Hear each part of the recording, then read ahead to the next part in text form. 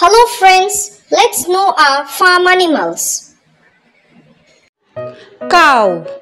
Cow is a large female animal kept in farm to produce milk. Goat. Goat is a small animal with horns kept in the farm for its milk and meat. Hen. Hen is a small bird kept for its egg or meat. Horse.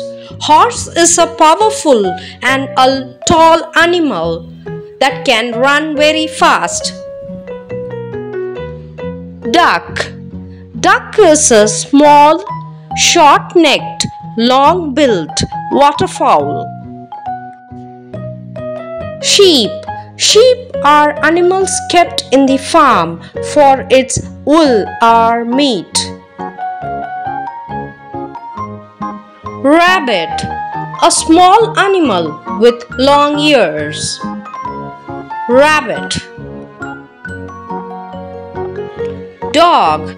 Dog is an animal kept as pet. It guards the house or farms. Donkey. Donkey is an animal like a small horse with long ears. Cat.